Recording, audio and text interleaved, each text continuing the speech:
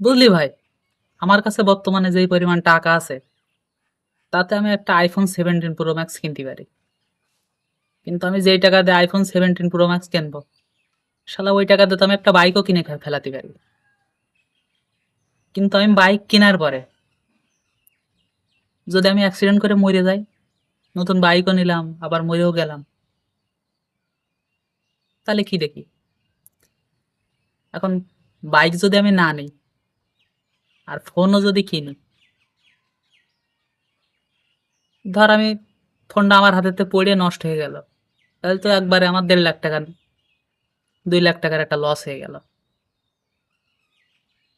আবার যদি আমি বাইক নিই, তাহলে নতুন নতুন আমার একটা গার্লফ্রেন্ড হয়েছে, ধরো তার বাইকে উঠালাম, বাইকে উঠানোর পরে সে ধরো বাইকতে পড়ে যদি কিছু হয়ে যায়, এর জবাব আমি কি দেবো?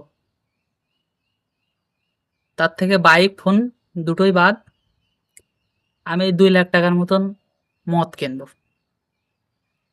ওইটা খাবো নিরিবিলি। আর ওইটা খাতে খাতে যদি আমি মরে যাই, কমসে কম এটা তো বলতে পারবো যে আমি নিজের দোষে মরেছি, আমার দ্বারা কারোর ক্ষতি হয়নি, আমার জন্যই কারোর কোনো ক্ষতি হয়নি, এটুক তো আমি বলতে পারবো। আমি নিজের দোষে নিজে, আমার নিজের ক্ষতি আছে নাকি? তাহলে আমি এটাই করব, বাইক মোবাইল দুটোই ক্যান্সেল।